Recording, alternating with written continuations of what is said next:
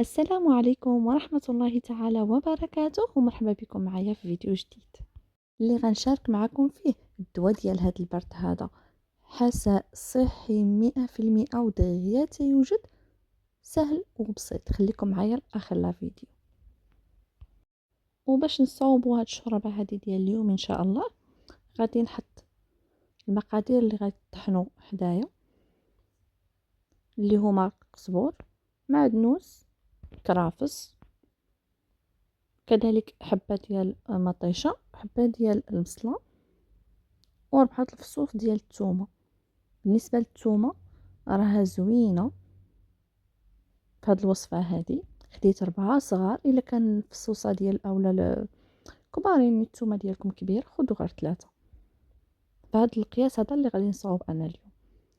غادي نقطع كل شيء بشكل عشوائي، وغادي نديرهم في الخلاط الكهربائي ان شاء الله باش يتطحنوا ليا.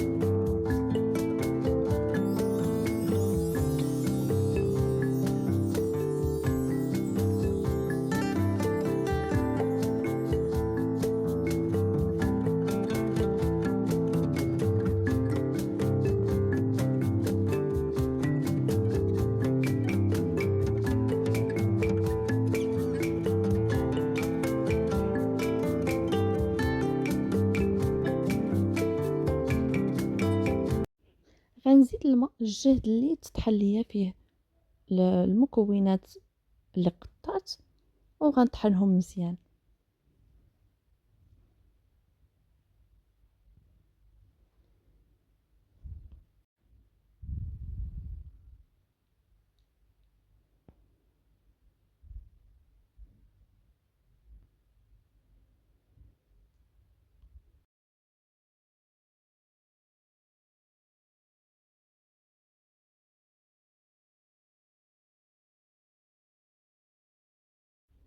بعد ما طحنوا ليا ان شاء الله مزيان، غادي نصبهم في الطاوه اللي غادي نطيبهم فيها. ممكن انكم تستعملوا الكوكوت،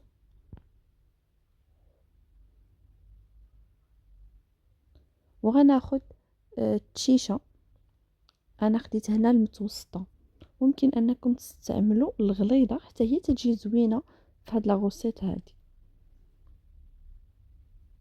غادي نزيدها على دوك المكونات اللي طحنت، وغنبدا نمرق. وغادي نزيد يعني في الماء حتى نعمر الطنجره ديالي، تيبقى غير واحد شويه باش تعمر، حيت هي التشيشه غتشرب، فخاصنا نعطيوها الماء الكافي اللي غادي طيب فيه ان شاء الله. وغادي ندوز ندير العطريه. درت معلقه صغيره ديال الخرقوم،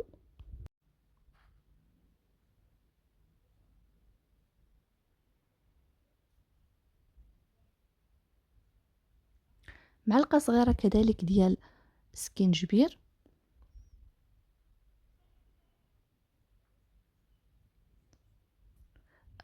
رست المعلقه ديال البزار.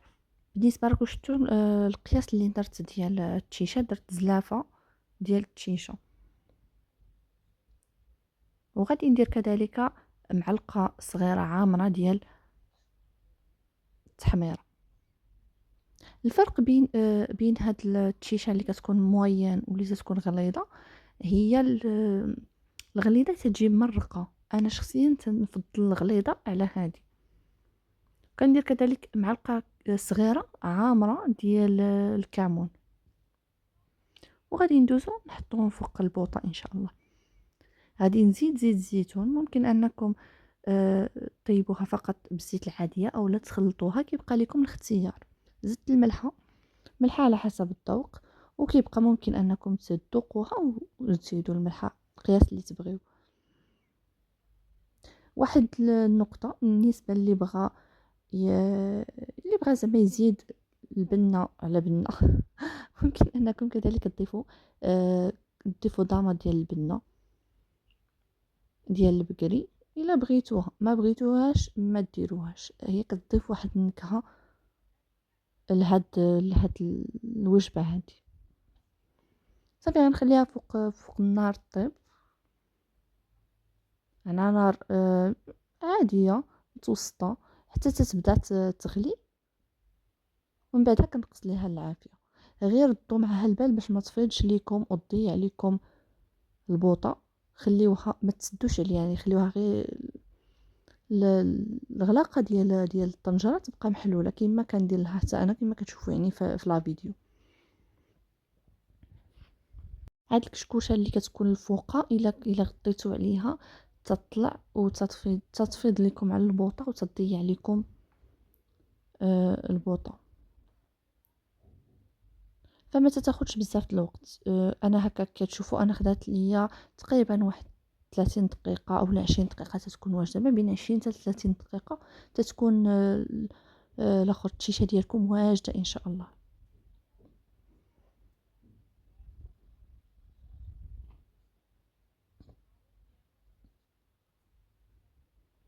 هنا راني مسرعه على فيديو، ماشي مجهده البوطه او لا راه كتشوفوهم تيغلي بزاف، حيت راني مسرعه لا فيديو. صافي كنبقى مره تنخلط. ضروري انت مره تخلطوا القاع ديال الطنجره باش ما يلصقش ليكم لتحت وتكون بحال تيطيب لتحت بزاف وتيبقى المرقه الفوق كيترص لتحت. ضروري مره انكم تخلطوا.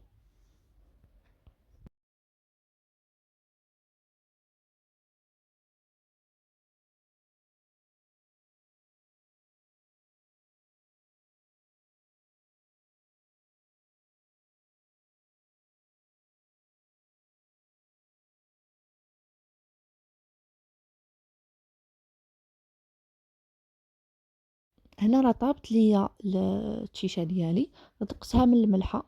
لقيت بان مازال لها غير شويه، زدت لها شويه ديال الملحه ونقصت لها بزاف البوطه، حيت هي غير طفي لها على البوطه قدميها، ما تخليهاش تعتبات، حيت الا بردت تتقصاح. وخاصك ضروري تزيدي فيها الماء وتعاودي تسخنيها. كيوقع لها بحال البصاره من كنخليوها كتعقد. فلا ميم شوز بالنسبه للتشيشه. وكذلك الناس اللي راهم مولفين تيطيبوها بالحليب حتى هي كدير هكاك. صافي غنصب لكم وغتشوفوا الطبق ديالنا او لا سوب ديالنا كيف جات. نتمنى تنال الاعجاب ديالكم، ما تنساونيش بلي لايك ديالكم وكذلك تعليقاتكم الزوينه، ودمتم في امان الله. لا فيديو القادم ان شاء الله.